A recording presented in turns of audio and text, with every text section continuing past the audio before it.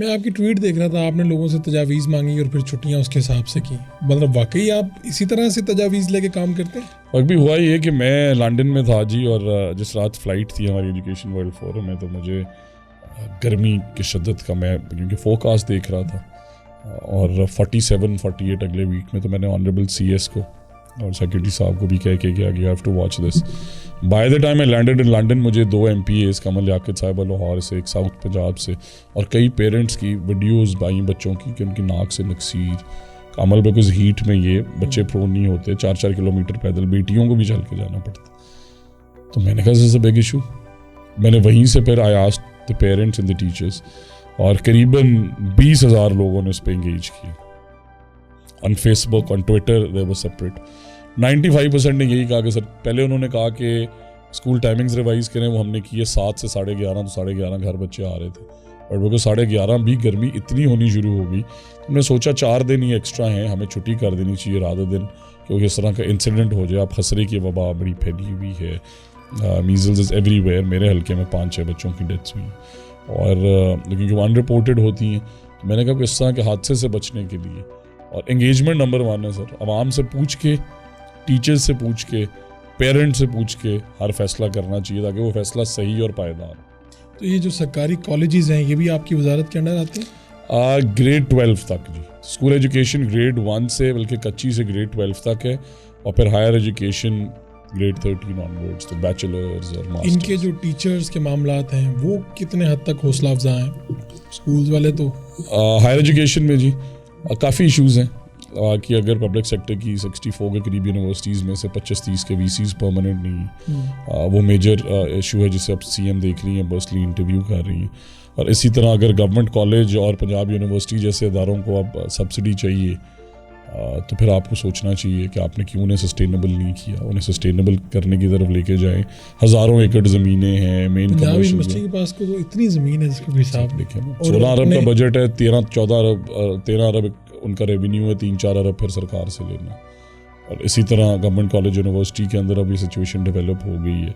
बड़े बड़े इदारे फारूक भाई, तो ये सब सरकार से मजीद पैसे मांग रहे हैं। मजीद पैसे मांग रहे हैं। आप ये देखें तो उसको सस्टेनेबल बनाने के अंदर देखिए, एक छोटा सा initiative that we are planning, और होपफुली इंशाल्लाह ऑनरेबल CM उसकी अप्रूवल देंगी, कि अगर आप एक बिल बोर्ड लगा दें जी, माल रोड पे मेन पे 8 स्कूल हैं, 8 बिल बोर्ड लगा दें, पूरा साल स्कूल को कुछ नहीं, उसी के रेवेन्यू से चलता रहे। इसी तरह चूनिया, मुझे एक प्रिंसिपल ने रब्ता किया कि मेरे पास 800 मोटरसाइकिल ही आते हैं, उन्हें संभालने के लिए एक टीचर और चौकीदार हमें डिप्यूट किया हुआ है। वो बच्चे कह रहे हैं कि हम बाइक पे आते हैं, हमारे से इसकी चार्ज कर लें 100 रुपये, और हमने रोका हुआ। सस्टेनेबिलिटी की तरफ भी आना होगा। 25A ज़रूर कहता है फ्री और मयारी तालीम होनी चाहिए। तालीम फ्री ज़रूर है, मयारी नहीं है, इसलिए आपके बच्चे प्लेस नहीं हैं, डिग्रीज लेके घूम रहे हैं।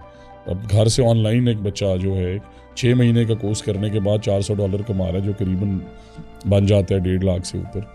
आप 50-60 हज़ार की नौकरी के लिए, जिस तरह आप कह रहे हैं कि आपके ज़ेन में बिठा दिया गया कि एंटरप्रेन्योर नहीं बनना, कारोबार नहीं करना, मालिक नहीं बनना, कोई फील्ड चूज नहीं करनी, टीचर बनेंगे क्योंकि इसमें पर्क्स हैं। सरकारी वो आप भर्ती करते करते यहाँ तक ले आए कि अब आपकी SCD इस लेवल पे पहुँच गई कि आप देखें ना, अगर 450 अरब में से 400 अरब वैसे ही चला जाए, तो बाकी 50 अरब में आउट ऑफ स्कूल चिल्ड्रन लाएँ, कि मिसिंग फैसिलिटीज़ एड्रेस करें, कि नए टीचर्स रिक्रूट करें, कि टीचर्स को रिवॉर्ड करें, कि उन्हें और इंसेंटिव्स दें, कि ज़ेवर तालीम चलाएँ, कि पब्लिक प्राइवेट पार्टनरशिप की सब्सिडी दें, या पे फॉर पीमा। तो सोचना पड़ेगा। पंजाब में कितने बच्चे बाहर हैं स्कूल से?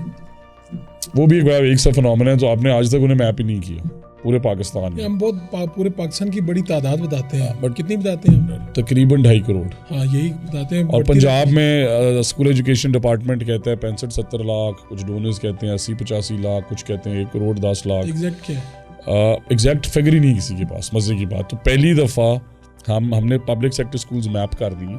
I will also give you a link, आप जाना चाहें अपने गांव के स्कूल में, वहीं से girls are blue schools and boys girls are pink schools and boys are blue schools.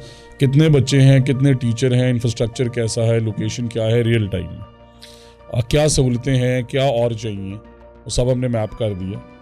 अब उन्हें नादरा वेरीफाई कराने जा रहे हैं, क्योंकि फेक एनरोलमेंट बहुत बड़ा इशू निकला। जब मैंने चार्ज लिया 1 करोड़ 19 लाख बच्चे बताए गए। जब हेड काउंट्स कराए मैंने 36 ज़िलों में, पता चला 17 से 21% बच्चे ही फेक हैं। कहीं कहीं जगह 50% फेक इनरोलमेंट्स थी। सिर्फ उनके नाम लिखे हुए हैं, दाखिला डाला हुआ है, लेकिन बच्चे है ही नहीं, उन्हें एड्रेस किया। बट आगे ये इशू ना हो इसलिए हम नादरा वेरिफिकेशन, तो आपके पब्लिक सेक्टर स्कूल्स मैप हो गए, बच्चे नादरा वेरीफाई, फिर पैफ पीमा वेरीफाइड, फिर प्राइवेट स्कूल सेंसस करने जाएंगे, प्राइवेट स्कूल्स के बच्चे भी मैप करें एग्जैक्टली। फिर जो बचेंगे वो आउट ऑफ स्कूल चिल्ड्रन हैं 5 से 16 साल के। फिर उसके बाद आपको ये भी नहीं पता कि आपने आउट ऑफ स्कूल चिल्ड्रन को बैठ के तो आप दफ्तर में बना रहे हैं पॉलिसी, बट अगर बच्चे राजनपुर में ज्यादा हैं और पैसे आप लाहौर को दे रहे हैं तो आप कैसे आउट ऑफ स्कूल चिल्ड्रन? आप कह रहे हैं फिर हम उसको देखेंगे कि मैप करेंगे जरूरत क्या है, कहाँ पे बच्चे हैं, अर्बन स्लम्स में हैं, रूरल विलेजेस में हैं, साउथ पंजाब में हैं, चकवाल में हैं, बकर में हैं, और फिर हर जिले की centred policy short term long term ऐसी बनाएंगे कि इन्हें कैसे स्कूल बनाएं।